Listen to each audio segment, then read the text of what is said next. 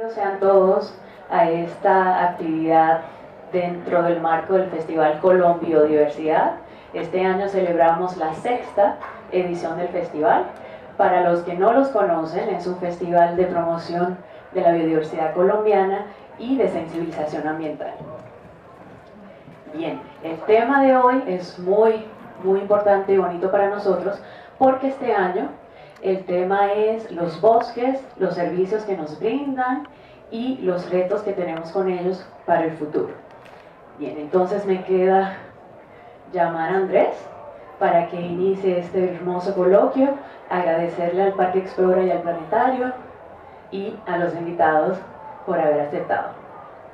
Que disfruten y bueno, que siempre tengan los ojos abiertos y puestos en la biodiversidad. Muchas gracias.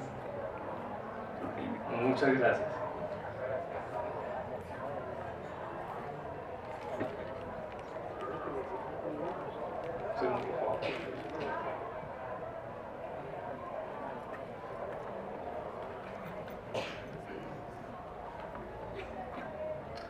Bueno, muy buenas noches para todos. Muchas gracias por haber atendido a esta invitación.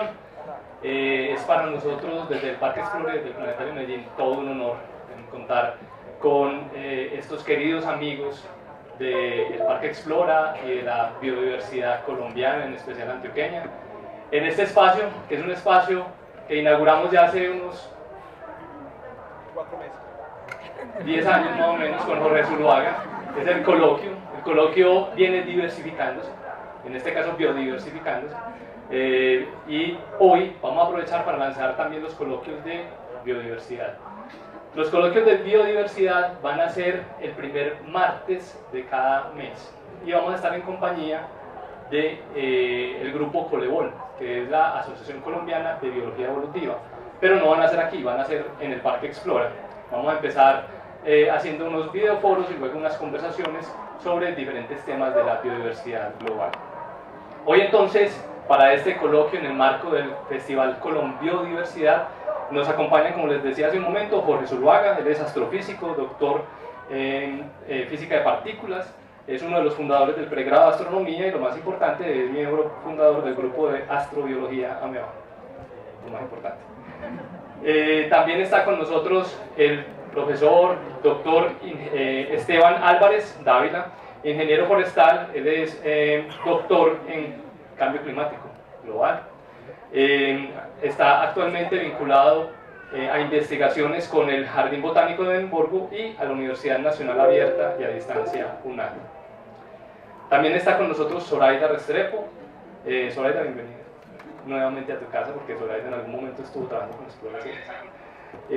Zoraida es ingeniera ambiental de la Universidad de Antioquia, directora de la corporación Coltree, y además pues tú estás haciendo tu doctorado en ciencias biológicas, en ingeniería ambiental,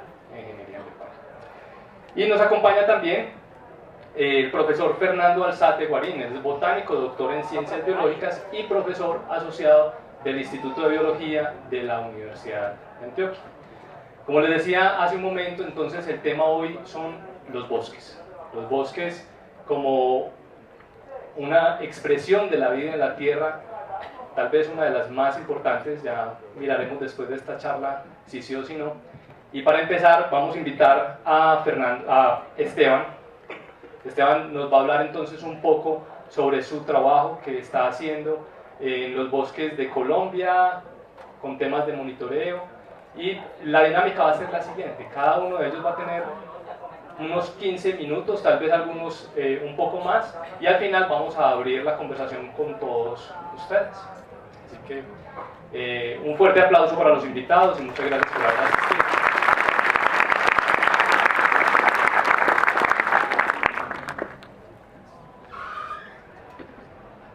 A Isabel, perdón, para que nos hable un poco sobre las actividades que se están llevando a cabo en el marco de este Festival de Colom Biodiversidad. Gracias, Andrés. Bien, hoy entramos en el 7º día de actividades del Festival Colom Biodiversidad. Hoy tenemos las 2 actividades que anteriormente les mencionó Andrés, y durante la semana tenemos otras actividades. Bien, una muy bonita va a ser el martes 28 en el Jardín Botánico. Vamos a tener un ciclo de conferencias, bosques para el futuro y conversaciones para su conservación. Eso va a ser en el Jardín Botánico de 9 de la mañana a 1 de la tarde. Luego, el miércoles 29 a las 6:30 tendremos una noche de cortometrajes, hablemos de bosques y de territorio, donde vamos a proyectar 3 cortometrajes, 2 de ellos son colombianos y 1 brasileño. Tendremos como invitado a Juan Esteban Hincapié Posada, que es ingeniero ambiental, y otras 2 personas, dentro de ellos Esteban Domínguez, que es biólogo. Esto será en La Paz Casa a las 6:30, va a estar súper bonito. Y luego el jueves 30 tenemos Cine y Biodiversidad. Vamos a proyectar el documental de Colombia Bio de la expedición en la Noric, que fue la última que hizo Colciencias, que se llama Expedición a Noric, la Casa de la Vida. Esto va a ser a las 7 de la noche en el Terra Biohotel en Conquistadores. Todas las actividades del festival son con entrada libre, algunas son con inscripción previa, pero igual todas son con entrada libre. Están todos invitados a unirse a nosotros y a pues, compartir este mensaje de conservación que queremos llevarle a todas las personas. Bien, si tienen cualquier pregunta o lo que sea que quieran saber más del festival, hay varios voluntarios en la sala con esta camiseta, ellos les pueden responder a cualquier pregunta, y si quieren consultar toda la programación la pueden encontrar en colombiodiversidad.com y en las redes sociales, Festival Colombiodiversidad. Bien, ahora sí, damos paso a el ingeniero forestal. Yo no sé por qué siempre los ingenieros forestales están vestidos así. ¿Podrías explicarme? Sí, ¿eh?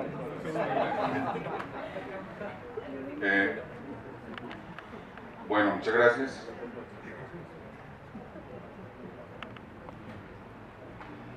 A mí me dieron 15 minutos como una manera introductorios a pesar de para tratar de ambientar el tema de la problemática y de la importancia de los bosques, no solamente a nivel local, sino también a nivel global. Entonces yo más bien voy a hacer una pequeña guía y vamos a ver unos videos, uno es de 8 minutos, para tener una introducción que sirva para todo el mundo sobre los conceptos más importantes de los que vamos a hablar hoy, que son bosques, servicios ecosistémicos y las implicaciones que puede tener su destrucción y degradación. Muéstranos el video, por favor.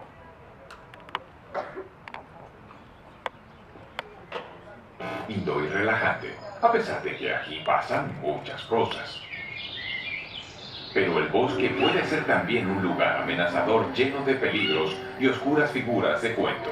¿Qué es el bosque más allá de nuestra fantasía? Según la FAO, la Organización de Naciones Unidas para la Alimentación y la Agricultura, bosque es el terreno de al menos media hectárea, con una cobertura arbórea superior al 10%.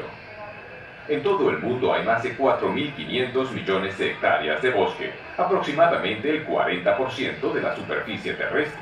El 10% son bosques secos. Por cierto, esto que ven aquí no es un bosque, son solo plantaciones para la producción de madera o aceite de palma. Los países más boscosos del planeta son Rusia, Brasil, Canadá, Estados Unidos y China. En ellos se encuentran más de la mitad de los bosques del planeta. En las montañas los bosques protegen de desprendimientos de tierra y en las llanuras de la erosión eólica del suelo. Los bosques almacenan unas 10 toneladas del peligroso dióxido de carbono por hectárea y producen oxígeno de vital importancia. Son el hábitat de innumerables especies. Las hojas, agujas y ramas de los árboles absorben una gran cantidad de agua. Una parte se guarda allí y el resto del agua que llega al subsuelo queda además filtrada. Muchas personas viven de los productos del bosque, de la madera, frutos y plantas medicinales. Desde hace décadas se pierde más bosque del que se regenera. Los daños causados por el cambio climático, las plagas o el fuego son mucho menores de los que provoca el ser humano con la tala de bosques para ganar terreno cultivable. La desaparición de los bosques antiguos de gran biodiversidad es una catástrofe.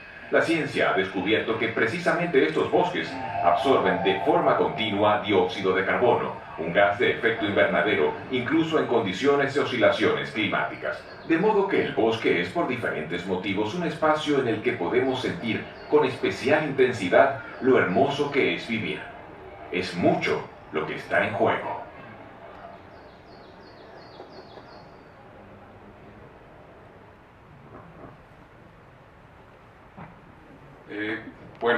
Yo pienso que aquí pueden haber preguntas para parte del auditorio que podemos responder más adelante. Yo pienso que es una invitación a no temer.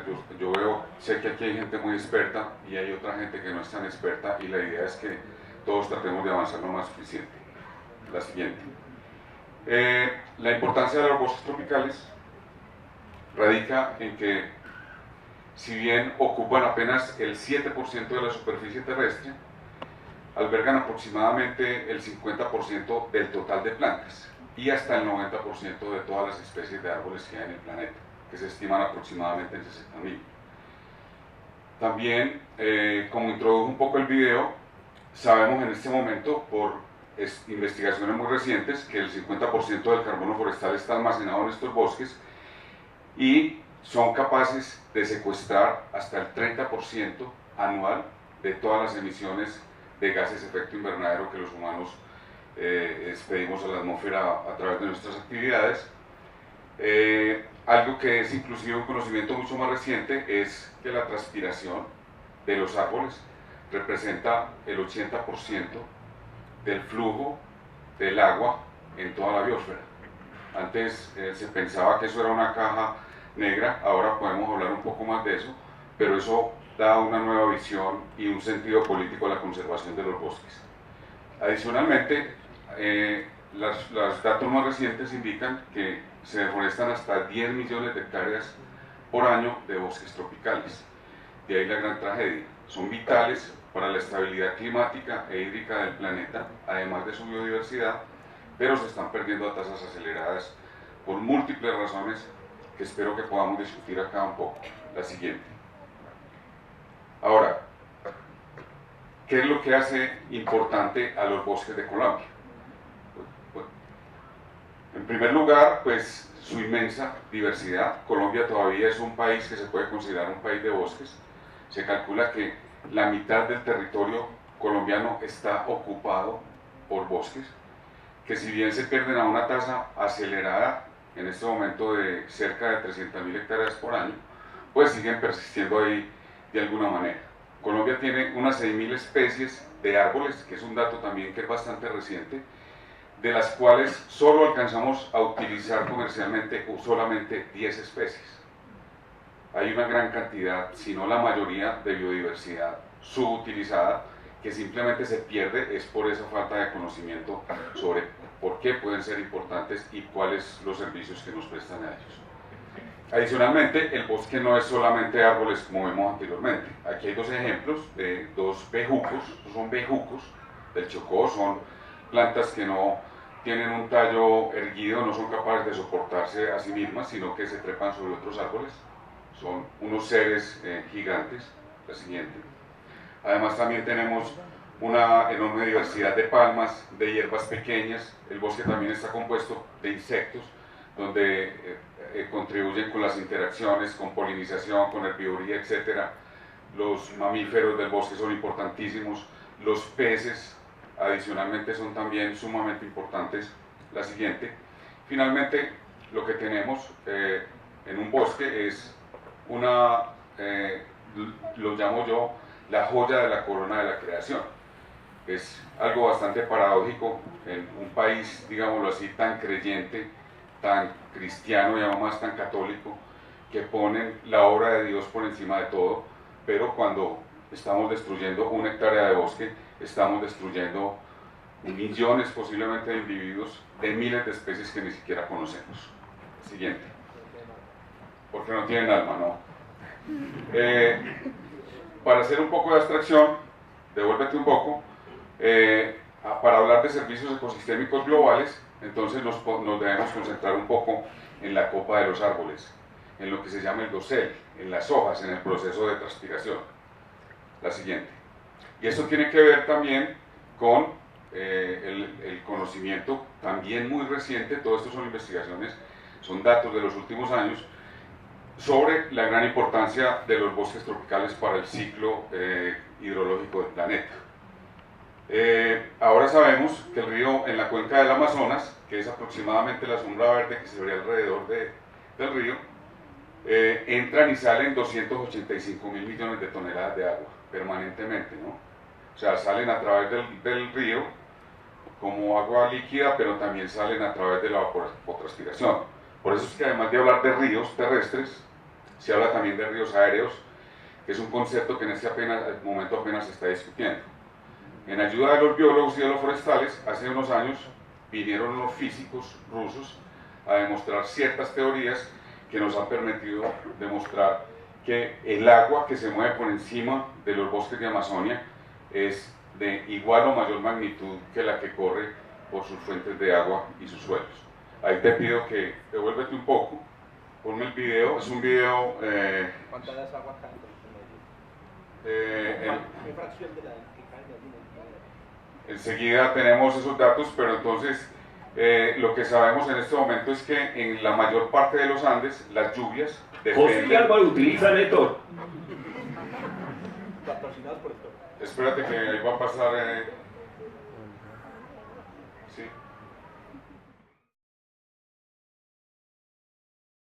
Para que continúen, es un video sumamente largo, yo apenas presenté unos 8 minutos aquí para ser respetuoso con mis compañeros. La siguiente. Pero entonces la idea es la siguiente, esto es un trabajo científico también muy importante, muy reciente, ¿sí? O sea, es apenas de unos 6 meses. Entonces lo que muestra es qué proporción del agua, de las lluvias que caen en los Andes, depende de la agua que transpiran los bosques en Amazonia. Hay partes de los Andes donde hasta el 60% del agua depende de esos bosques que están allá abajo, de que ellos sigan transpirando. Esto tiene unas implicaciones políticas muy grandes. Cuando alguien tumba un bosque, además del daño que le está haciendo a su propia tierra, le está quitando el agua a alguien más, ¿sí? Entonces el suicidio puede ser permitido, pero el homicidio no, bajo ninguna condición. Y eso es lo que pasa cuando estamos destruyendo, sin ninguna conciencia, los bosques del mundo, de Amazonia, de Colombia, de Antioquia. La siguiente para terminar, la siguiente. Este fue un video que hicimos cuando empezó el Pacto por los Bosques de Antioquia en el 2014, cuando empezamos a trabajar con Zoraida este asunto. Es solamente de 2 minutos para yo terminar ahí, y indica un poco qué es lo que está pasando. Están interrelacionadas con la vida del bosque. El debate más tarde. Ellos nos proveen medicinas, combustibles, maderas y alimentos. Contribuyen a la regulación del clima, al almacenamiento de carbono y a la regulación del ciclo hidrológico. Son la casa del alimento de muchos animales e insectos. Colombia ocupa el primer lugar a nivel mundial de especies de flora y fauna por unidad de área, y Antioquia alberga el 49% de las especies de mariposas, el 52% de las especies de aves, el 51% de los mamíferos y el 30% de las plantas del país. El crecimiento de las ciudades demanda cada vez más recursos que ejercen presión sobre los bosques, provocando su deforestación. La agricultura a escala industrial, la ganadería y la minería son una gran amenaza, y a esto se le suman las necesidades insatisfechas de la población. Son muy pocos los bosques tropicales que quedan en el mundo, tan solo el 5% de la cobertura del planeta. Entre el 2002 y el 2012 desaparecieron en el mundo 2.3 millones de kilómetros cuadrados, una superficie similar a 2 veces Colombia. Nuestro país ocupa el 14º lugar con mayor deforestación en el mundo. De 1990 a 2010, Colombia perdió más de 6 millones de hectáreas de bosque, de los cuales el 56% se transformaron en terrenos y el 10% en áreas agrícolas. En Antioquia, la serranía de San Lucas es uno de los lugares más amenazados y debería ser considerado una prioridad de conservación a escala global. Podría decirse que cada habitante de Medellín es responsable de 4 de los árboles talados anualmente en Antioquia. De seguir a este ritmo, para el 2096 Antioquia perdería todos sus bosques. Los efectos previsibles de la deforestación son alarmantes: pérdida de la biodiversidad, de la regulación del ciclo hidrológico y de la captura de carbono, entre muchos otros. Todos podemos contribuir a disminuir la presión que tienen nuestros bosques. 1. Consumiendo responsablemente. 2. Aprendiendo más sobre los bosques. 3. Incentivando políticas públicas. Firma el Pacto por los Bosques de Antioquia, comparte este video y conoce más sobre cómo puedes contribuir en www.pactoporlosbosques.org. Listo. Bueno, muchas gracias por la atención, por la paciencia. Ahora le doy como el espacio a otro de mis compañeros. Hola, hola. Soraya.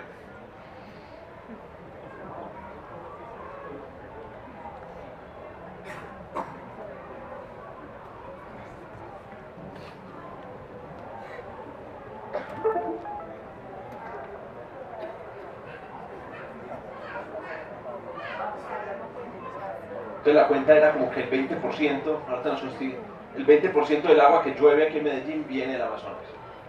Esa fue la cuenta que yo vi en el mapa. Eso decía en el mapa. Sí, más o menos. 20%. Hijo de... Entonces la lluvia usted saca la lengua y prueba Amazonas. Somos responsables de 4 árboles en Antioquia, cada ciudadano. Eso usted. El pedacito de serie que estábamos viendo hace un momento se llama Un planeta extraño. Está en un canal que se llama Netflix. Es el primer capítulo. Aquí hicimos con Jorge un video curso con Un planeta extraño de todos los capítulos. Muy bueno, recomendadísimo. Y una de las cosas que analizábamos era precisamente esa posibilidad que tiene el Amazonas de recibir el viento del Sahara y todos los nutrientes que vienen desde allá. Ya nosotros aquí en Medellín, yo no sé si ustedes lo recuerdan, hemos vivido algunos atardeceres o algunos amaneceres naranjados de cuenta de estos polvos del Sahara.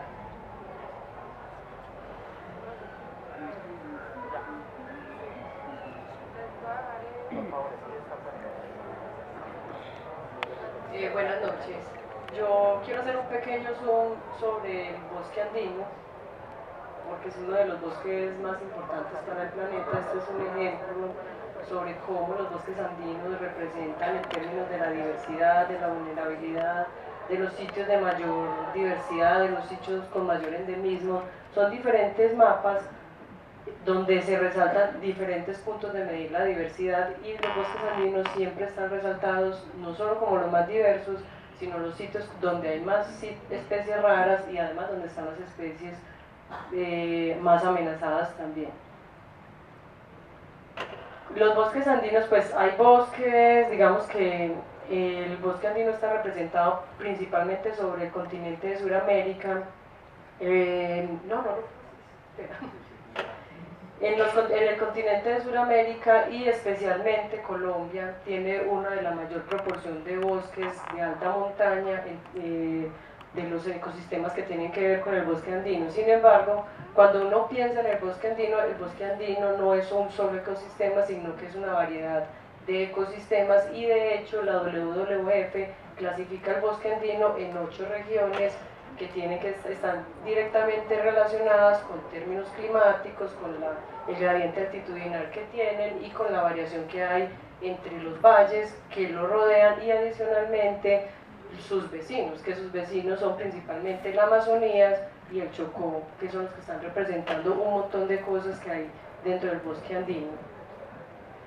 Además de eso, ese endemismo y esa diversidad la hace muchas cosas particulares. Pues una de esas es precisamente los vecinos que tiene y dónde está ubicado específicamente el bosque andino. El bosque andino casi que es un puente entre lo que es Amazonas o entre el sur y el norte, y ha permitido, digámoslo de alguna manera, hacer un intercambio. De hecho hay toda una idea sobre el intercambio biótico que ha permitido que se muevan un montón de especies a través de estos ecosistemas, pero con una particularidad: no es un puente fácil, sencillo, sino que adicionalmente tiene un gradiente de altura. Eso lo hace tener una gran diversidad de sitios, y por eso cuando uno va a mirar cosas específicas, lo que hay al otro lado de los mapas son un pequeño zoom a mirar, por ejemplo, cómo se han movido ciertos grupos de plantas y cómo se han empezado a diversificar y desde dónde se empieza a ver eso en este específico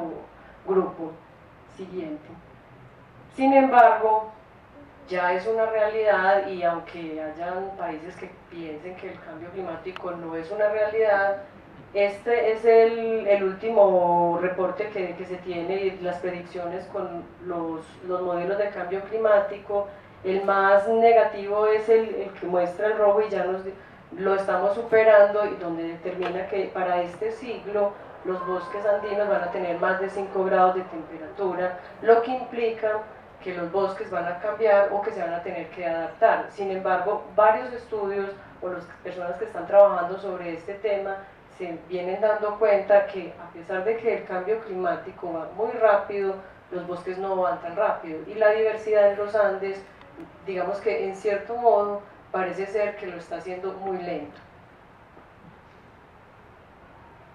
¿Cómo pueden, si quieren paso a lo que son varios, cómo pueden responder los bosques al incremento de la temperatura? Hasta ahí. Entonces hay como estas 3 opciones y falta una. Pásalo y es, son 4, hasta ahí de una.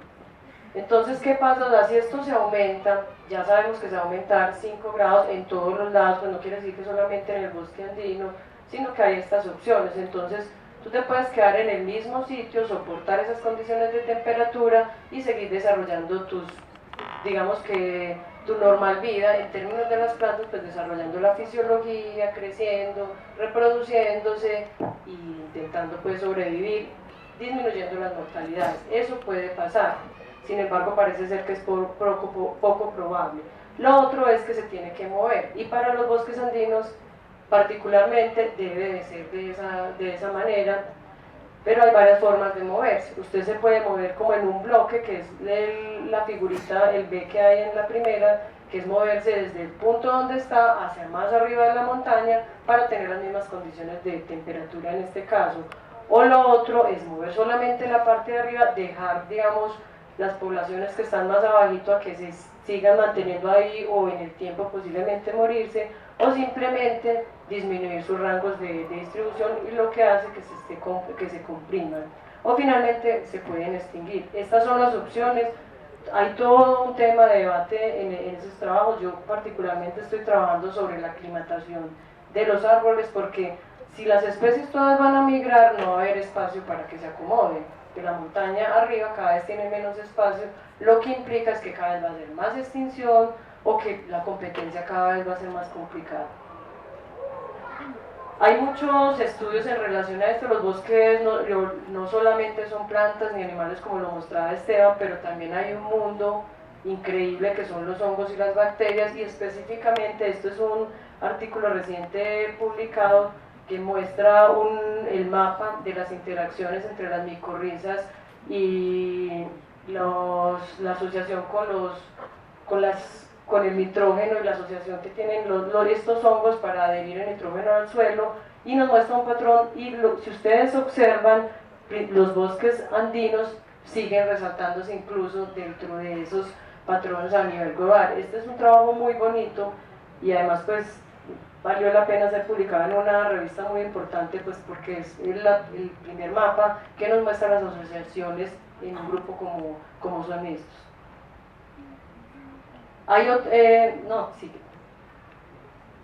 Para mirar, por ejemplo, la aclimatación, hay muchas formas de mirarla, y una de las partes más importantes es ver cómo cambian las hojas, las ramas.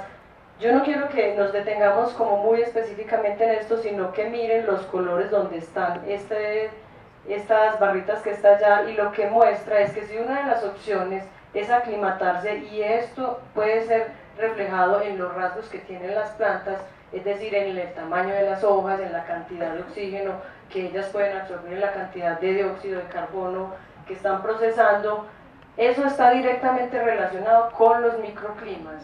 Lo que nos está indicando es que las especies y las plantas, esto es particularmente para árboles, efectivamente están respondiendo a una condición microclimática, lo que hace que nosotros en una condición como en los Andes, donde hay una alta variación, haya una alta vulnerabilidad a estas respuestas, porque hay unos cambios muy rápidos frente a lo que pueda pasar cuando esté aumentando la temperatura. Esto es un análisis que demuestra que los bosques precisamente se pueden aclimatar. Lamentablemente no son los bosques tropicales, son curvas que nos están mostrando que la fisiología de las plantas puede moverse a generar las mismas condiciones de fotosíntesis y seguir haciendo sus funciones dentro de una temperatura que no es a la que ellos están acostumbrados. Eso lo estudiaron en los bosques templados y parece que ellos se pueden aclimatar. Nosotros debemos de estudiarlo acá y quisiéramos ver si eso puede pasar realmente en los bosques de nosotros. Otro aspecto importante y que a mí me gusta mucho resaltarlo porque para nosotros es muy sensible y es muy importante o nos llama mucho la atención las especies amenazadas, ¿cierto? O sea, eso siempre nos va a preocupar y es una de las cosas más importantes en las que está trabajando. De hecho, muchos de los procesos que se hacen en la conservación precisamente trabajan sobre la conservación de las especies amenazadas. Sin embargo, hay otras especies amenazadas que también son muy raras, que son las especies más dominantes de los bosques. ¿Cuáles son esos? O sea, estos son dos trabajos que hicieron para la Amazonía, uno en términos de la cantidad de individuos que representa una especie en toda la cuenca amazónica, hay una lista de especies, y el otro en función de lo que estaba mostrando Esteban, o sea, cuáles son las especies que realmente están aportando a esa contribución de biomasa y de hacer mitigación del cambio climático. En términos de la abundancia, solamente el 1.4% de las especies de toda la Amazonía representa más del 50% de los individuos totales de la Amazonía. Y en términos de la biomasa es solamente el 1%. Es decir, las especies más abundantes que están contribuyendo con uno de los servicios ecosistémicos más importantes, que es la regulación del clima, está representado en cerca de 20-25 especies. O sea, no supera las 50 especies. Son efectivamente especies muy raras. Sin embargo, muchas de estas son las especies que están tumbando, en las que se están afectando, porque son las especies más dominantes. ¿Qué pasa en Antioquia? No hay un análisis publicado, pero ya lo estamos mirando y parece que el patrón se sigue cumpliendo, ¿cierto? De 676 especies en un ejercicio muy general de árboles, en cada ecorregión pueden haber 3, 11, 8, 32, sigue siendo un porcentaje supremamente bajito.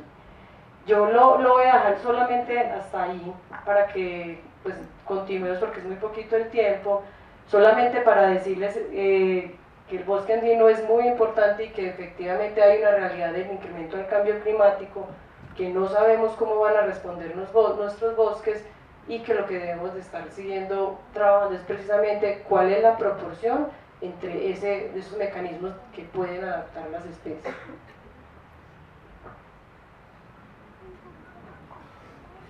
Bueno, pues yo quiero más bien como plantear desde el punto de vista de biodiversidad, abrir el espacio de preguntas como discusión en torno a lo que venía presentando Esteban y Zoraida. Pero antes, pues quiero, porque casi siempre dejan este tipo de cosas unos sinsabores y uno un viernes como deprimido, porque, cierto, un viernes uno deprimido que la extinción va a acabar con todo, el calentamiento global, cambio climático. También hay que ver la diversidad como desde el punto de vista divertido que es, porque pues sí hay un grave peligro para con ella y hay que trabajar mancomunadamente, forestales, biólogos, microbiólogos, físicos, creo que todo el mundo cabe aquí. Y tenemos, por ejemplo, en nuestro medio una enorme diversidad. Esteban mencionaba algo de la diversidad de Antioquia con cerca de 9.000 especies mal contadas, pero tan mal contadas es que pensamos que sean 11.000, 12.000 especies de plantas. En Colombia, cuando empezamos todo el mundo a aportar datos, se decía que eran, por ahí Enrique Forero decía que eran 50.000, no sé si Esteban lo recuerda, 50.000 especies. Ahora el inventario dio 27.000, terriblemente mal contadas. Todos los días sacamos especies nuevas, todos los días hay registros nuevos, y vamos como en 29.000 mal contadas también. Cada región tiene un montón de problemas. Ahora mostraban unos datos de cómo algunas regiones no se conoce muy bien la diversidad. En Antioquia, si ustedes se van a la página de Flora de Antioquia, pueden ver cómo un municipio como Medellín tiene 1000 especies de plantas registradas. 1000. Pero es una cosa que llama el efecto botánico. Y es que todas las escuelas de botánica están acá. Todo botánico desde hace 100 años viene a Medellín y hace colectas alrededor de Medellín. Pero si ustedes van y buscan Murindó, que es un municipio que extrañamente es de Antioquia, tiene un registro de 35 especies y les aseguro que tiene muchísimo más que Medellín. Pero ¿por qué no hemos podido acceder? Por razones de seguridad, razones de logística y todo eso. Hay que sumarle un montón de servicios ecosistémicos, que era lo que mencionaba Esteban y Zoraida hace un momento, y es sumado a la gran cantidad de correlaciones que hay de mutualismo entre las plantas y la fauna que hay en nuestro medio. El neotrópico es una cosa hormonal brutal, porque aquí está la mitad de la diversidad de todo el mundo. De todo el mundo. ¿Y por qué? Pues mencionó ahora Esteban esa gran cantidad de humedad. La diversidad está correlacionada directamente con humedad, temperatura, nutrientes edáficos y todo eso. Es todo haciendo como un saludo a la bandera, ¿no? Que sin ser un país medio diverso no implica una responsabilidad, que Esteban lo mencionaba, el suicidio más no el homicidio. Pues entonces, ¿en qué quedamos? Aunque ya me estoy yendo como hacia el lado trágico de los viejos. ¿Será porque me falta tomarme una cerveza? Sí, una cerveza falta. Esto sería hasta más divertido con un ron, una cerveza, creo yo. Todo es más divertido. Botánico. Correcto. Bueno, bueno, ¿y qué hace un astrónomo en este foro? Yo creo que me invitaron para pagar el hecho. No, mentiras, que no. Yo estaba reflexionando sobre el rol que han jugado los astrónomos en la historia de la ciencia, especialmente en la historia reciente, y me he dado cuenta que los astrónomos, digamos, hemos estado como en el rol de ser como la conciencia marihuanera de la humanidad, o sea, el más volado, el que piensa las cosas más raras, pero que a la hora de la verdad puede tener el impacto más interesante cultural. Porque yo no sé si los compañeros comparten conmigo, especialmente pues ustedes que son expertos en conservación y en estos temas de biodiversidad, pero yo creo que nosotros no tenemos nada que hacer en este problema. Y voy a decir una cosa, eso es muy poco popular. ¿Por qué? Porque la verdad es que para evitar, por ejemplo, la destrucción de una buena parte del Amazonas o la destrucción de la biodiversidad, los que tienen que hacer las cosas son las personas que tienen poder, son los que simplemente tienen que ir y controlar estas cosas. Ellos son los que no están haciendo su trabajo bien. Nosotros lo estamos haciendo súper bien porque miren que estamos sentados en un viernes en un auditorio hablando de estos temas.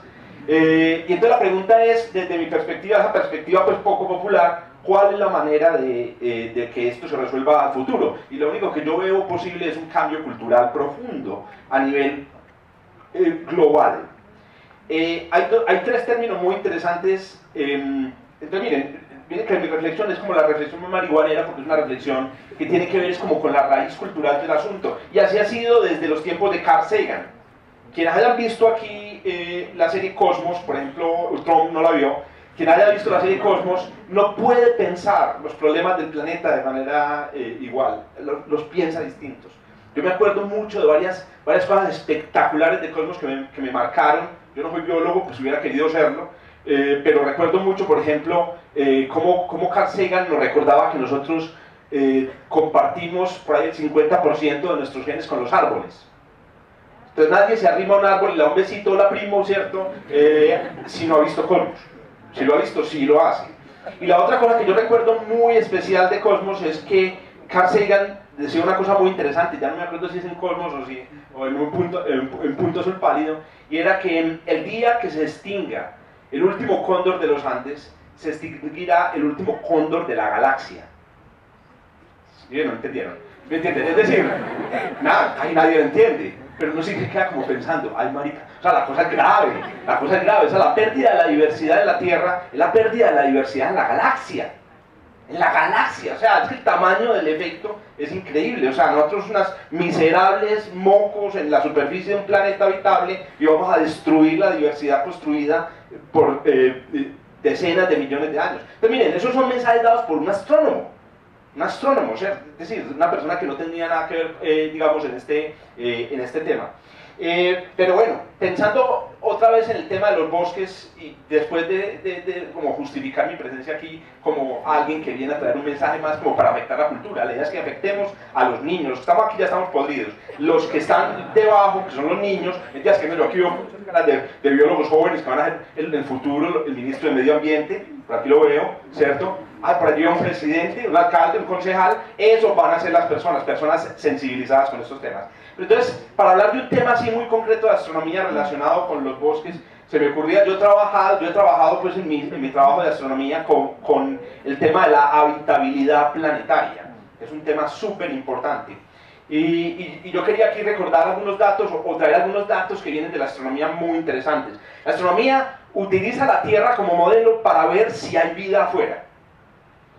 Y recientemente, buscando la vida, se ha devuelto otra vez a la Tierra y está empezando a dar lecciones interesantes aquí en la Tierra. Por ejemplo, ese documental de One Strange Rock es un documental en donde los protagonistas son astronautas. Y dicen que los astronautas, estos días estuve también en un foro así sobre el Día de la Tierra, y hay un efecto psicológico increíble que parece que solo le ocurre a las personas que ven la Tierra desde el espacio. Dicen que las personas que ven la Tierra desde el espacio cambian para siempre. A propósito, la ven redonda, no sé si la habían, si lo tenemos que tener en cuenta. Sí, la ven redonda. Y cambian para siempre. La mejor manera tal vez de cambiar esta tendencia tan horrenda de destrucción del medio ambiente que estamos haciendo, tal vez sería que a todos los llevaran al espacio, ¿cierto? No sé, la salida de campo de hoy en el plegado de biología es un vuelo suborbital. Porque es la mejor manera de hacerlo. Bueno, los biólogos no lo necesitan, tal vez los físicos, los astrónomos, Trump y su familia, de ahí para abajo toda la familia. Bueno, entonces, ¿qué sucede? Que hemos aprendido los astrónomos muy brevemente sobre la habitabilidad planetaria. La primera cosa que hemos aprendido es la siguiente. El planeta Tierra es uno de 4 cuerpos planetarios que están en la zona de habitabilidad del sistema solar. O sea, que en términos físicos hay 4 piedras gigantescas en el sistema solar que tienen la posibilidad de sustentar la vida. ¿Por qué nos tocó a nosotros la lotería? La vida pudo haber prosperado en la Luna, en Marte, en Venus, que son otros cuerpos. ¿Por qué nos tocó a nosotros? Y las investigaciones, ahorita mencionaba Esteban Makarieva y Gorshkov, que son 2 rusos que tienen una teoría que es como la alternativa moderna de Gaia, que se llama la regulación biótica del medio ambiente, y nosotros aplicando esa teoría de Gorshkov y Makarieva llegábamos a la conclusión de que la razón por la que la Tierra es un planeta que puede soportar la vida es porque tiene vida. ¿Me entienden? Es decir, hay un círculo vicioso, ¿cómo así? Sí, la Tierra no sería habitable si no tuviera vida. Sí, pero en algún momento tuvo que ser habitable para que empezara la vida, porque si no, entonces, ¿qué fue primero, el huevo, el gallo o la gallina? No son sexistas, no, ¿qué fue primero? ¿Cierto? ¿La vida o la habitabilidad? Bueno, pues parece que no hay respuesta a esa pregunta y no hay que buscarla. Las dos cosas están íntimamente relacionadas. Los astrónomos hemos aprendido en estas investigaciones entonces que destruyendo esto, estamos haciendo a la Tierra menos habitable. Yo no sé si todos sabían, los astrónomos nos lo repiten todos los días, porque la astronomía, todos pensamos que la astronomía es una carta de leer, unos binoculares y estar ahí hablando pues, de astronomía por la noche y estar hablando de las estrellas por la noche, pero no, la astronomía no es eso. Saques en esa idea de la cabeza la astronomía. La astronomía es una visión entera del universo, especialmente de su historia. A los astrónomos nos encanta la historia del universo, entonces la biografía. Entonces cuando nosotros nos juntamos con biólogos, a mí me encanta es hablar de la historia de la vida. Y yo no sé si ustedes sabían, y esto se sabe muy bien en la Tierra, que la vida ha sido en la Tierra ha sido por 3.700 millones de años, no, perdón, 4.100 millones de años, la Tierra fue sencillamente un peladero inhabitado, marica. O sea, esto no lo habitaban sino bacterias. O sea, ustedes viven en un paraíso reciente. Júpiter mira hacia la Tierra y ay, ¿esta qué le pasó? O sea, de repente, ¿qué le pasó? Mira, tiene una cosa verde, hay unas franjas verdes. Esto no es reciente. Lo que pasa es que uno no se da cuenta, esto apenas surgió hace poquito. Estamos hablando de hace 400 millones de años que empezó la biodiversidad verdadera. Antes era puro sexo, digamos, sin protección y bregando a ver, ¿cierto? Y la, digamos, hiperheterogeneidad, ¿cierto? Pues, si me permite, pues mi dominio del griego y el latín no es muy bueno. Pensando entonces en ese hecho, en el hecho de que la Tierra ha pasado por periodos muy diferentes y nosotros estamos viviendo uno de los periodos más fantásticos en términos de la vida, los astrónomos, digamos, con la ayuda de geólogos, con la ayuda de biólogos, ¿cierto? Creamos toda una disciplina nueva de la ciencia que se llama astrobiología, ¿cierto? Que a propósito muchos se burlan de ella porque es la única disciplina cuyo objeto de estudio no se ha descubierto, ¿cierto? ¿Qué estudian esto? No, la vida fuera de la Tierra, no se ha descubierto. Ah, no, pero ya están estudiando. No, ojo que la astrobiología estudia la vida en el universo, lo que pasa es que los biólogos son de un capítulo de la astrobiología, pero bueno, esa es otra discusión. El caso es el siguiente, hemos descubierto lo siguiente, estamos viviendo en este momento una era geológica nueva.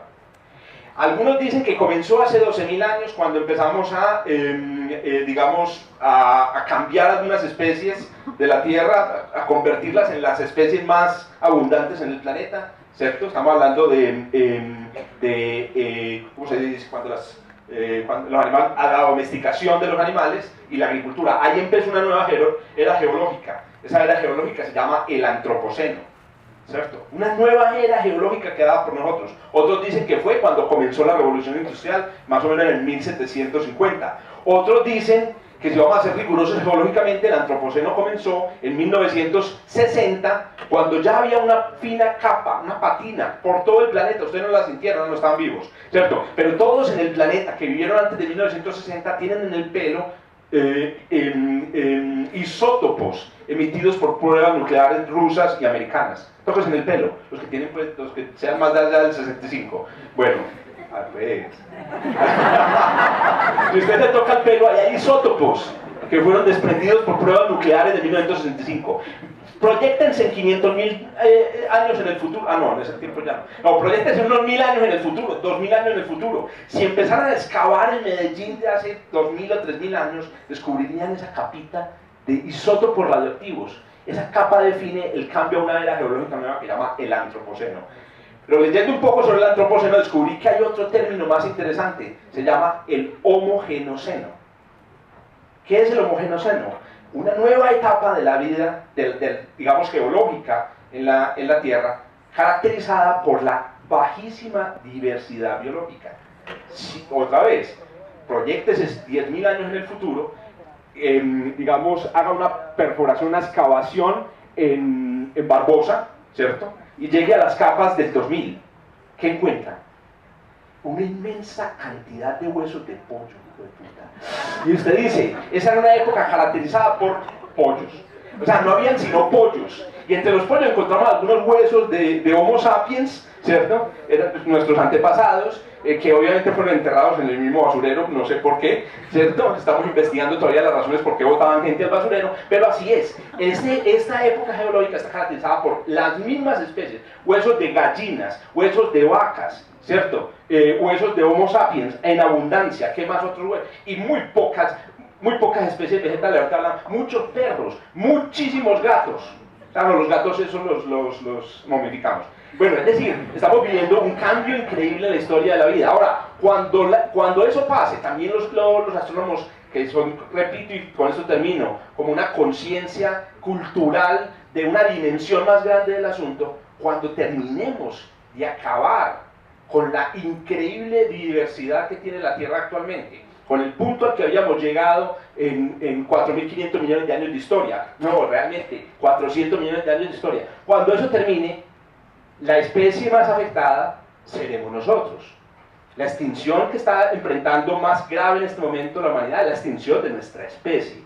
Nuestros genes van a desaparecer, algunos dicen que no, yo soy de los que pienso que no, porque ya se están haciendo planes para llevar a Wikipedia a la Luna, y una vez esté Wikipedia en la Luna, ya se salvó la cosa, ¿cierto? Nos podemos morir todos nosotros, pero se salvó la Wikipedia, pues bueno, o sea, se salvaron las obras literarias, se salvó la ciencia, etc. La información que nosotros hemos creado no se va, digamos, no va a desaparecer, pero acabamos con toda esta biodiversidad. Cuando nos vayamos de la Tierra, porque nos va a tocar irnos cuando hayamos acabado con todos los servicios ecosistémicos, en ese momento, porque somos muy brutos como especie, en ese momento la Tierra va a respirar y otra vez va a volver a arrancar, porque ya lo hemos visto. El Sahara, ahorita que hablábamos del agua, el Sahara era verde hace 9.000 años.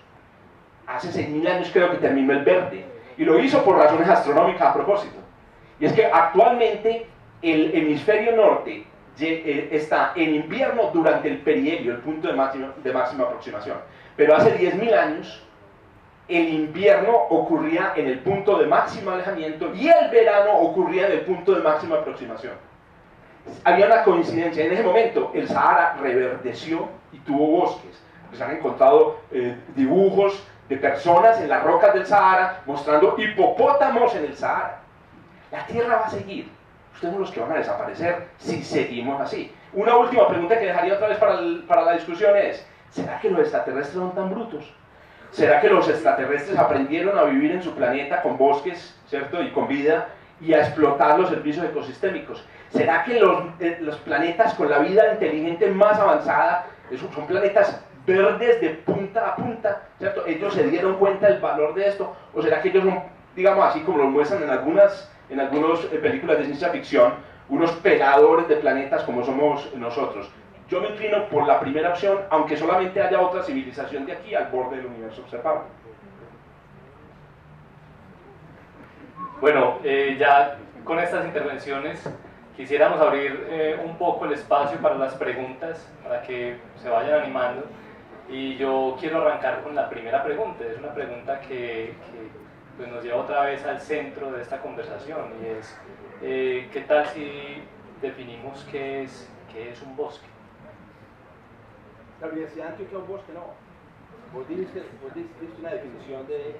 Sí, claro, hay definiciones muy técnicas y son importantes en términos de manejo, pero también son importantes en términos de estudio. O sea, cuando se hacen mapas a gran escala, a nivel de Colombia, a nivel del mundo, a nivel del Amazonas, sobre los bosques, tiene que haber una definición sobre qué es lo que se ve a través de los sensores remotos.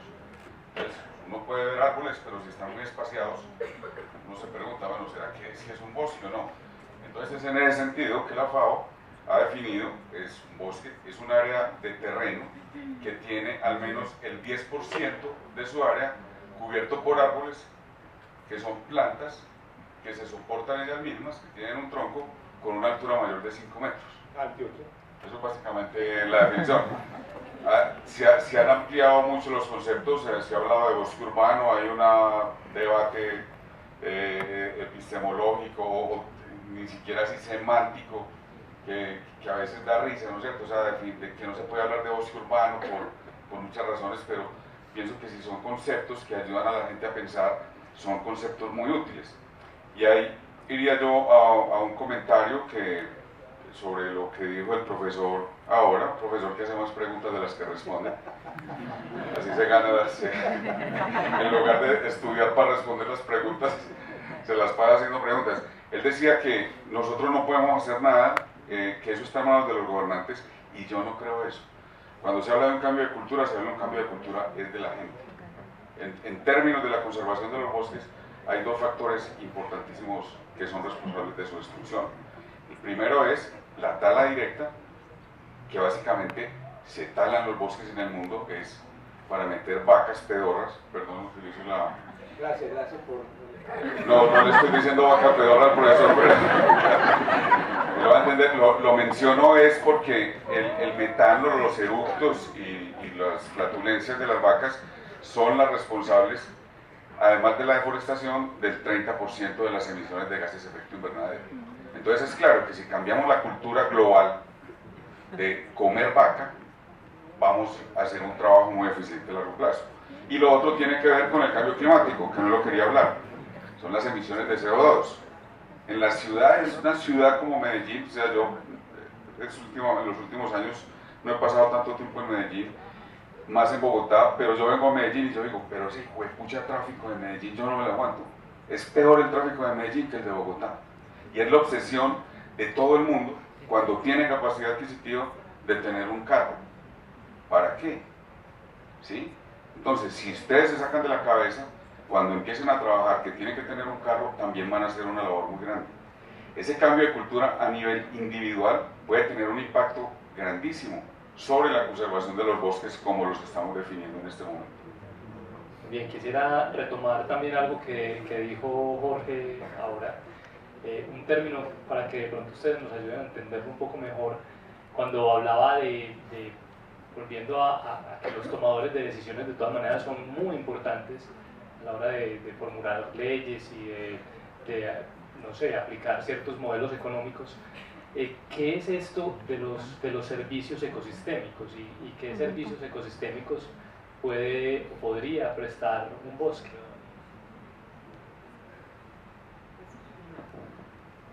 El servicio ecosistémico no lo inventamos los humanos, ¿cierto? O sea, eso es un concepto que se desarrolló para mirar cómo la diversidad y los bosques nos pueden contribuir a las necesidades que tenemos. Entonces hay muchos servicios ecosistémicos y se clasifican. Pero lo primero es cómo se usa en términos de la diversidad y de lo que constituye un bosque como tal en función de la humanidad. Por ejemplo, ¿cuál es un servicio ecosistémico? O sea, ¿qué función cumple las plantas básicamente para contribuir a disminuir el cambio climático? Y el servicio ecosistémico que está prestando es la regulación del clima. ¿Cuál es su función? Pues capturar el CO2 y evitar que haya disperso ese CO2 dentro de la regulación climática.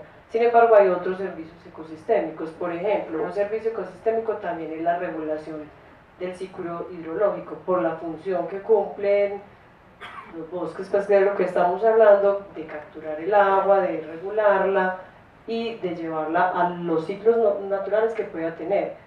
Otros servicios ecosistémicos que pueden existir son los que nosotros tenemos al servicio de la humanidad, la alimentación, la madera. Entonces tú los puedes clasificar desde algunos que son de regulación como el clima, como el agua, o algunos que usted puede directamente utilizar como la alimentación, como la madera, incluso pues, los animales que hay dentro de los bosques.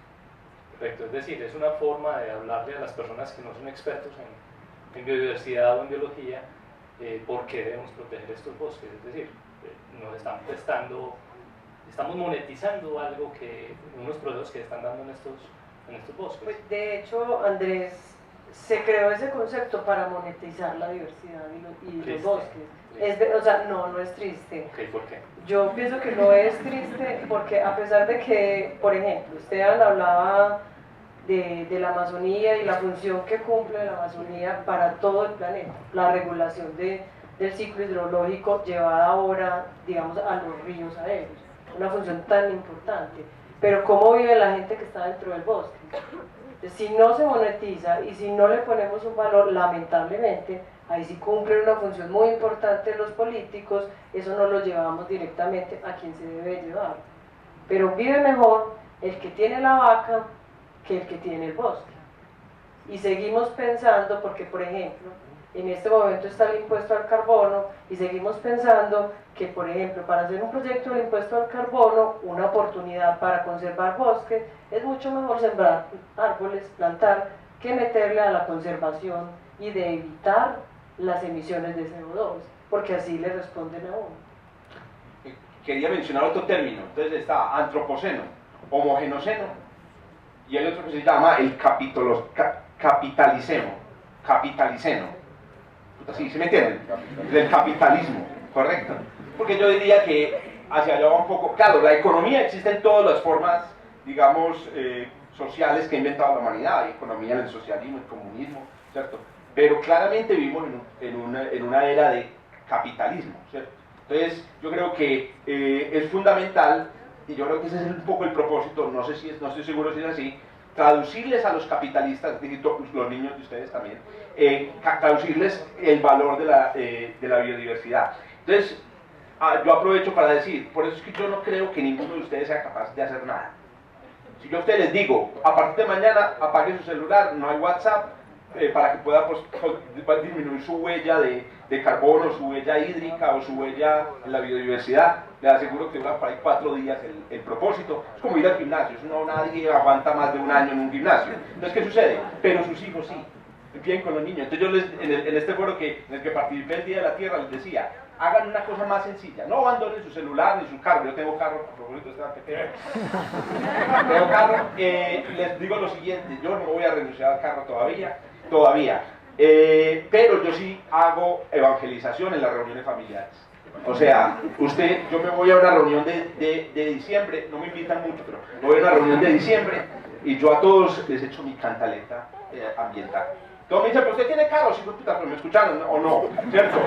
Sobre todo me escucharon los niños, eso sí, esos son a los que más, a mí me dicen que visto en la familia, que me dicen, usted no es que nos rodeaba muchachitos, entonces yo soy a todos los muchachitos convenciéndolos, porque ellos son los que van a hacer el cambio, eso es lo que yo creo, pues realmente también estoy de acuerdo, que pequeñas acciones juntas suman mucho, pero creo que son los niños los que van a lograr el cambio. No vas a cambiar de carro, la idea es no cambiar, ¿cierto? Por mucho tiempo. Por ejemplo, es mi medida. O sea, tengo carro, pero no lo voy a cambiar todavía. O cambiarlo a un sistema eléctrico prontamente, esperemos a ver. Muy bien. Profesor Fernando, yo le quería hacer una pregunta sobre la importancia de la biodiversidad. Es que cuando uno piensa, por ejemplo, en los bosques del trópico o en los bosques de los bosques boreales o los bosques australes, ¿cierto? ¿Cuál es la diferencia entre los bosques australes y boreales con los bosques del trópico en función de la biodiversidad? Y también, ¿por qué es tan importante la biodiversidad para hablar un poquito de ese otro término raro que es la resiliencia? Bueno, la primera pregunta sería, ¿qué entendemos por diversidad? Porque ya trataron de definir, Esteban, qué es un bosque, pero diversidad también se puede medir a cualquier escala. Entonces, alguien puede trabajar un botánico a nivel de comunidades, de paisaje, pero también se puede trabajar, escalar a otro nivel y llevarlo, por ejemplo, a nivel de variedades dentro de especies, de genes, y dentro de genes se puede trabajar también a nivel, por ejemplo, de productos. Entonces, mucha gente se dedica a estudiar fitoquímica, que es un escalamiento de la diversidad, ¿cierto? Entonces el aprovechamiento de eso. ¿Por qué es importante estudiarlo? Pues porque es una forma, Zoraida decía, lo defiende, es una forma como de cuantificarlo, aunque una planta per se, un organismo per se, ya tiene valor intrínseco, pero si por desgracia a alguien le tengo que vender la idea de cuánto me vale una especie, pues lo tengo que cuantificar. También creo que la teoría de que los cambios se dan en pequeñas escalas, entonces sí, no podemos esperar que un político con una formación bien corta llegue a cambiar nuestras vidas. Entonces, por eso los cambios parten desde acá. No pueden esperar ustedes un Mesías o no sé quién más, porque tiene que salir de estos lados. La diferencia entre esos bosques que decía Andrés de zona templada, boreales, los neotropicales, yo mencionaba hace un momento que los neotropicales son los más diversos. Entonces, por ejemplo, aquí en el neotrópico hay más cantidad de árboles, de epífitas, de hierbas que en cualquier otra parte del mundo. Y si ustedes se van a África van a encontrar mayor cantidad de lianas, comparado por ejemplo con el neotrópico. Pero si nos vamos hay un sitio donde yo siempre he querido ir y espero poder tener la oportunidad, que es el sitio más raro del mundo, que es Nueva Caledonia. Nueva Caledonia parece que fuera donde emergió la vida en la Tierra y todo lo que hay allá es raro, todo es raro, no hay nada que sea común. Entonces, es de los sitios interesantes. Es muy diferente la diversidad de una zona boreal, de una zona templada, por las mismas razones de clima. Y la diversidad de este neotrópico ha sido muy alta desde hace 50 y pico millones de años. Claro, no tanto como ahora. Entonces, cuantificarla puede ser una forma también de conservarlo, porque nadie conserva lo que no conoce. Y sobre la resiliencia. porque hay una relación entre la biodiversidad y la resiliencia de los bosques. ¿Qué es ese término tan? Bueno, la resiliencia es la capacidad que tiene un ecosistema de volver a su estado inicial después de una intervención, transformación. Claro, el que haya una alta diversidad probablemente nos da mayor resiliencia, probablemente. Pero tienen que pensar también que esa mayor diversidad tiene un límite, tiene una curva, hay un punto donde ya, por más que queramos meter aquí genes, hormonas y demás, no cabe más. Entonces llega el punto de saturación, llega la fractura ahí de esa curva, y ya de ahí en adelante ya no hay sino aire, ¿cierto? Ya no hay tierra, entonces ya no van a caber más. Y las plagas vienen subiendo con ello.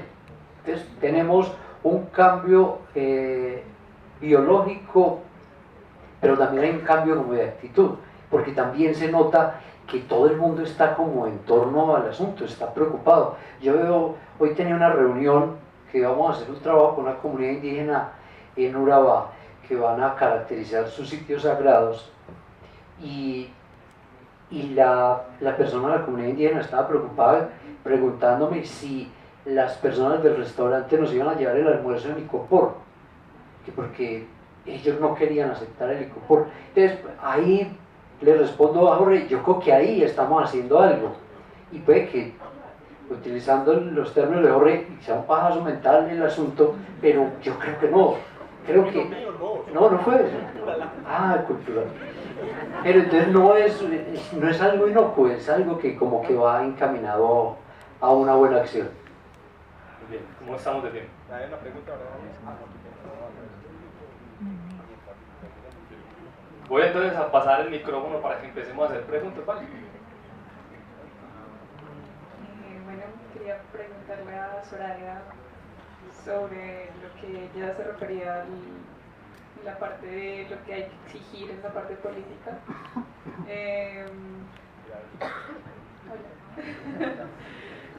Sí, lo que hay que exigir en la parte política, porque, bueno, también como rodeando lo que decía Zuluaga respecto a que nosotros no podíamos hacer algo como individualmente, creo que en la parte de la utilización de desechos orgánicos y de reciclaje de una adecuada manera, creo que podemos disminuir toneladas de basura al año. ¿Cuánta basura hace por persona en Medellín al año? La cantidad es increíble. Si sumamos eso simplemente en un grupo de 10 personas, eso ya es una tonelada de basura, y simplemente manejando bien los desechos, el cambio es increíble. Bueno, y aparte creo que también el cambio puede partir de lo que nosotros le exigimos a los políticos, de derechos de petición, reclutar firmas, no sé, qué es lo que se debería hacer.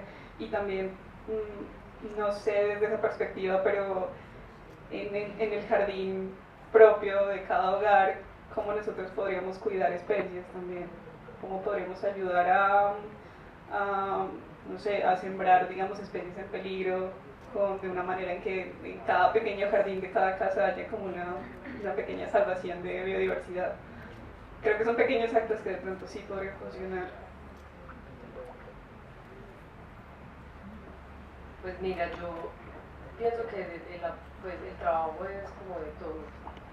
La verdad, el impacto que la humanidad está haciendo es tan grande que es un poco complicado, ¿cierto? Pero vale la pena. A mí particularmente me parece que en términos políticos una de las cosas que más contribuiría realmente es precisamente que nosotros sepamos elegir los políticos. Si nosotros sabemos elegir sus propuestas y en función de lo que realmente queremos, con una cosa muy importante es que nos estemos capacitando, ¿cierto? O sea, si nosotros todo el tiempo estamos pensando en mejores ideas, en cuál es la forma, y vamos a sus programas, eso puede contribuir.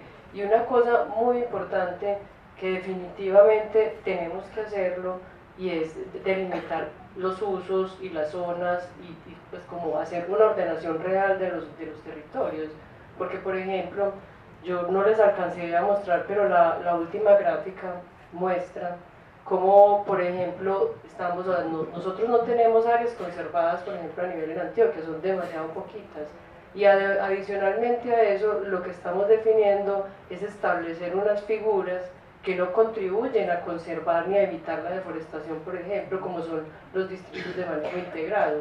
Entonces, hacemos políticas y decisiones que son como de aguas tibias, por decirlo de alguna manera. O sea, necesitamos tomar decisiones reales, qué es para conservar, qué es para producir, porque pues toda esta gente también necesita comer y hacer un montón de cosas, porque por ejemplo los servicios ecosistémicos sí son muy importantes, es una herramienta para que sigamos conservando la diversidad de los bosques, pero no están dentro de nuestras políticas realmente y se sacan mecanismos pero no son eficientes, no nos permiten hacer los proyectos porque son difíciles de hacer. Entonces, son muchos los mecanismos, pero obviamente el trabajo que hace, que nosotros realmente debemos decir, es un trabajo de conciencia y de educación real, de tener conocimiento. Entre más educación tengamos y ojalá lo más particular que sea, lo más específica, con seguridad vamos a resaltar en todos los territorios de nuestra familia, en los municipios, en el país, en todo. Buenas noches, les habla Roberto Trujillo Antacoloma. Perdón, Roberto. Sí, señor. Iba a dar una recomendación muy sencilla. No voten por analfabetas científicos. Cero analfabetismo científico. Ni por astrónomos. No, los astrónomos nunca nos van a lanzar al poder. No voten por analfabetas científicos y abundan. Y se los reconoce facilito. Por favor, la ciencia es lo que nos va a sacar de este atolladero, se los aseguro. La ciencia y la cultura. Ahora sí, Roberto, opino que la mayoría de los latinoamericanos y más concretamente los colombianos somos expertos en grado máximo, llegando inclusive a doctorados en la formulación del qué, de las cosas, el qué de las situaciones, el qué de las propuestas que haya. Es que tenemos que reformar la justicia, tenemos que reformar los partidos políticos, tenemos que reformar el gobierno, tenemos que reformar la educación, tenemos que reformar a nuestros hijos, tenemos que reformar. Pero yo me pregunto, ¿cómo? Nunca planteamos cómo hacer esas reformas, cómo llegar a solucionar ese qué. Estamos hoy analizando y viviendo la biodiversidad, la querencia, el cuidado, el respeto, el amorío con la biodiversidad. Pero entonces yo les pregunto, por favor, démonos ejemplos más concretos de cómo podemos nosotros aquí presentes, 200 que estamos aquí, cómo podemos contribuir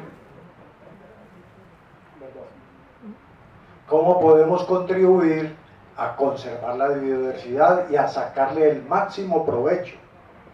¿Cómo? Sí, es que tenemos que dejar de usar bolsas plásticas, pero ¿cómo?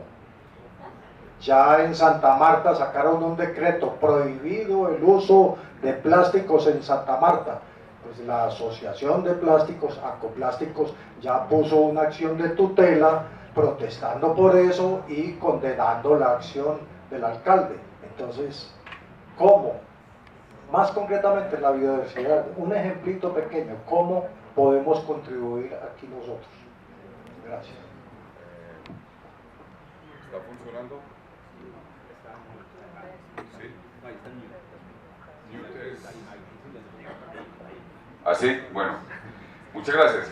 Nuevamente hay cosas concretas, o sea, la ecuación es un poco compleja, pero si usted reduce su consumo de carne de vaca a la semana, ¿sí?, a la mitad, usted está haciendo una labor muy grande por las razones que le digo. Lo mismo tiene que ver con las emisiones de CO2. Resulta que ahora es tan grave los efectos del cambio climático sobre los bosques, sobre la biodiversidad, que la misma tala directa de los bosques.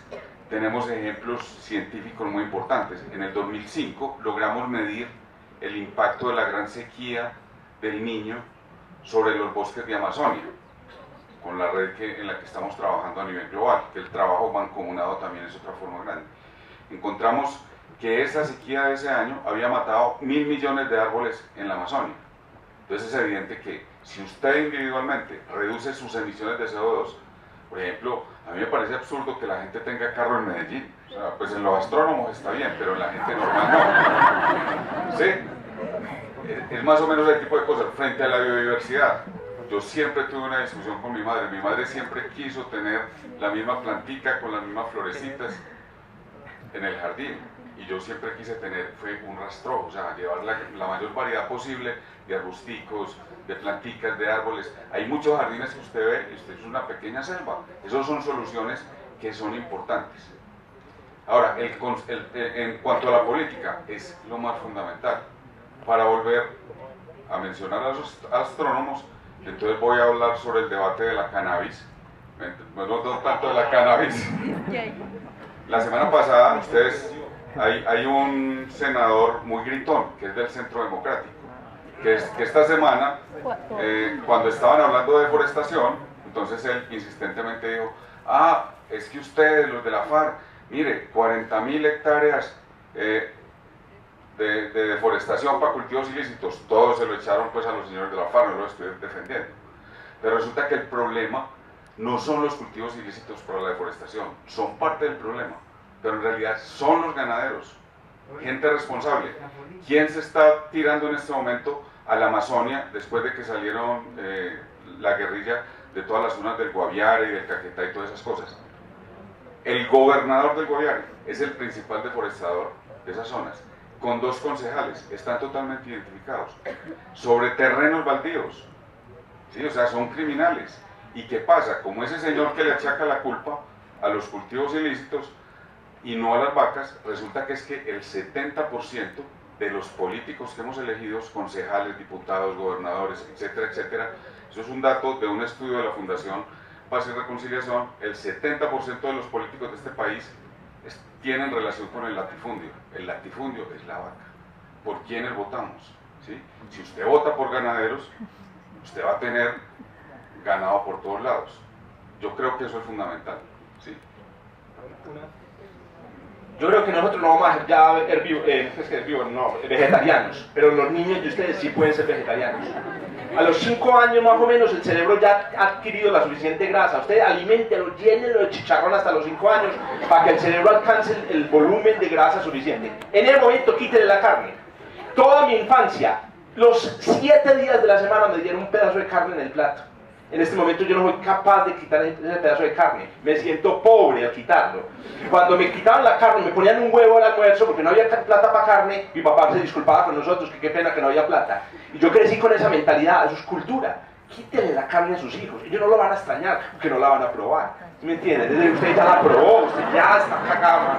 O sea, quítele la carne a sus hijos a partir de los 5. Y con un nutricionista en la mano, obviamente, no vaya a ser tampoco.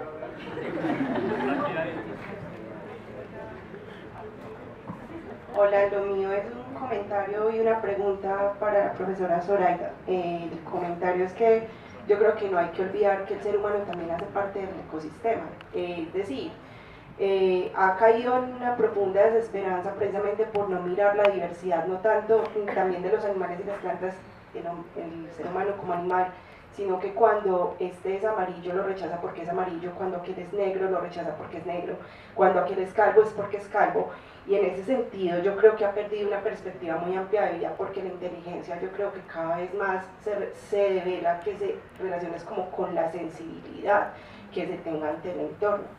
En ese sentido yo creo que las personas sí tienen algo que aportar cuando se sienten parte de un sistema.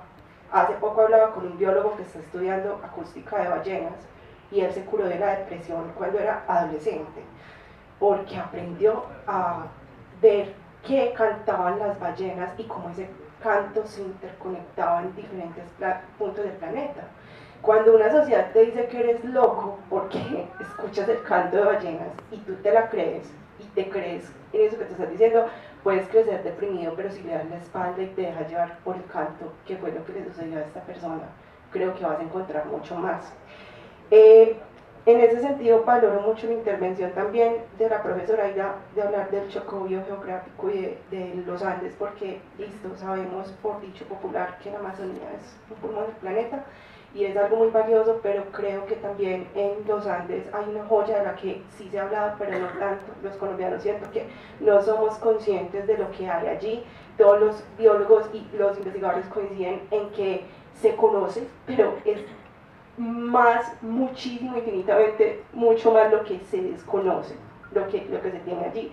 Y en ese sentido va la pregunta que yo quiero hacer. Bueno, nos han dicho, plante árboles, reponga el daño que ya hicieron, haga esto, haga aquello, y bueno, lo estamos haciendo, algunos podemos seguir haciéndolo, pero por ejemplo en el caso de los manglares y del carbono azul y de todo lo que se tiene allí en Tribugá, para ser más específica con el asunto, ¿qué tanto si eso llegara a irse?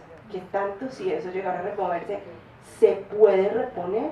¿Qué se puede reponer y qué no se puede reponer, para que hablemos de lo que se puede hacer, pero de lo que no se puede hacer? Mira, tú tocaste un tema muy importante y es precisamente decir que es más importante o menos importante en función de... O sea, yo lo puedo reponer y ahorita hablan del tema de la resiliencia y de esos conceptos, pero te voy a dar mi opinión muy personal. Yo pienso que lo que se cortó ya, o sea, ya hemos cortado lo suficiente. Lo que hay en este momento de los ecosistemas, o sea, el Golfo de Tribugá, los bosques que tenemos actualmente, el Chocó, la Amazonía, es lo último que nos queda. Es que estamos hablando que, por ejemplo, en Antioquia, en los bosques andinos, actualmente queda cerca del 17% de todos los bosques andinos intactos. El resto está en recuperación, está en otros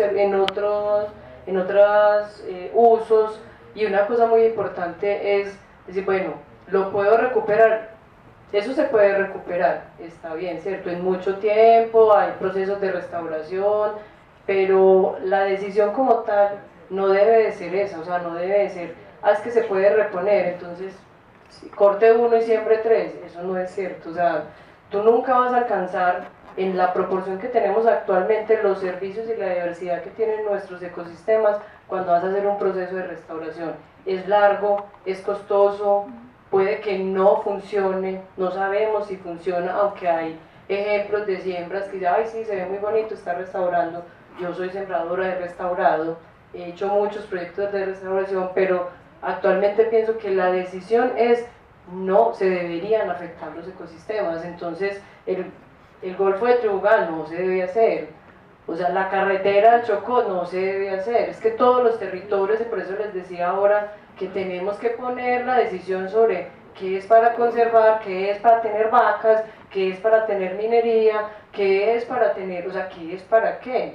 Los bosques que tenemos actualmente, todos nuestros ecosistemas deben ser para conservar, pero para conservación estricta, eso sí, con gente, porque están llenos de gente, con gente, pero con gente con oportunidades. Los servicios ecosistémicos y los bonos y todas esas cosas que nos dicen, de verdad que son una oportunidad, pero nuestros políticos no los dejan fluir, o sea, los mecanismos no llegan donde deben de llegar, no llegan de la manera que deben llegar, o si llegan, no están con una suficiente educación, porque es otra cosa. O sea, tú puedes tener también incentivos perversos, y los hemos tenido, incentivos que pagan, pero la gente no la educan, no está pues con la condición de, o sea, tú tienes un bosque, te están pagando por vivir del bosque y sigues haciendo las mismas actividades porque no hay control, porque no hay una educación, porque no hay un montón de cosas.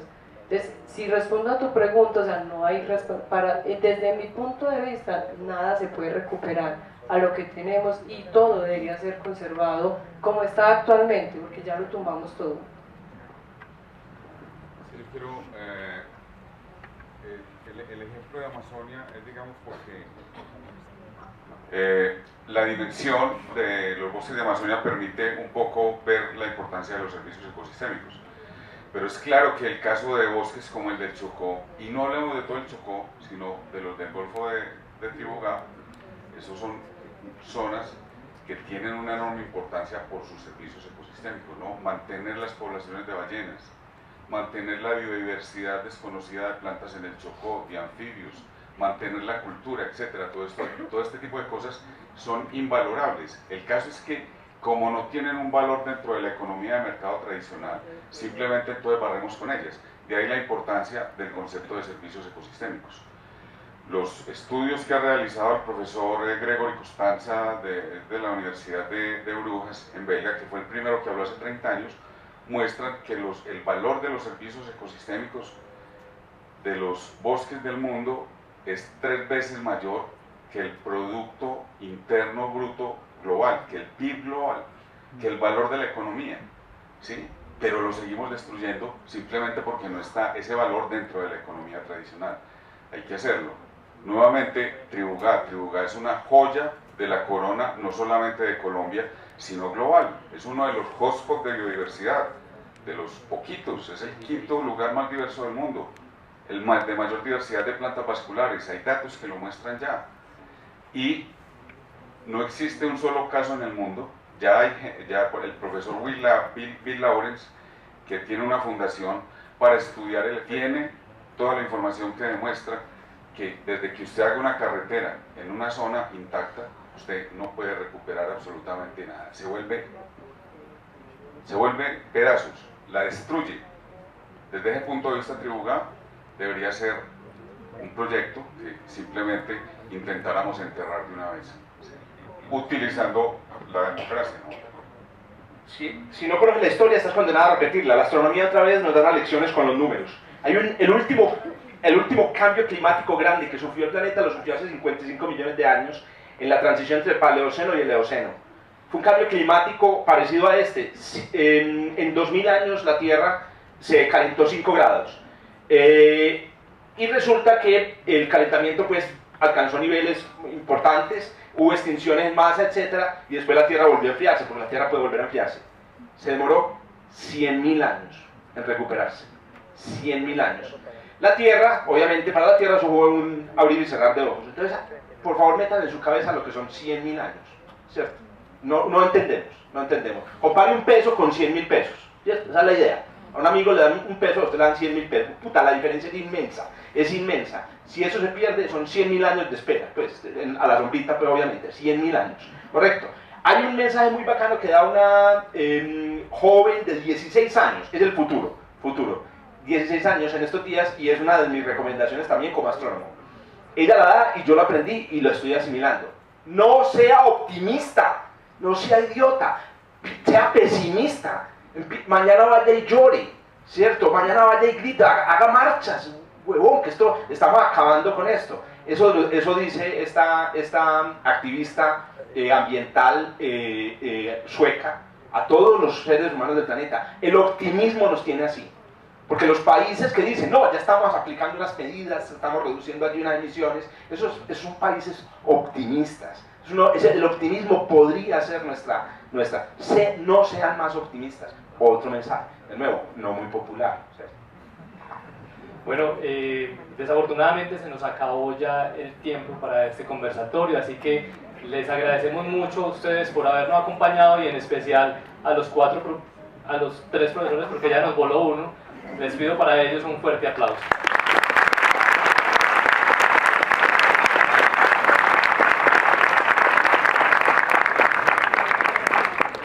El video de esta charla, si lo quieren volver a ver, está montado en astrosur.org. Agradecemos mucho a los compañeros de Astrosur que posibilitaron la transmisión. Y nos vemos dentro de 8 días en el coloquio de astronomía, este mismo horario, en este mismo espacio con el profesor Jorge Urbán.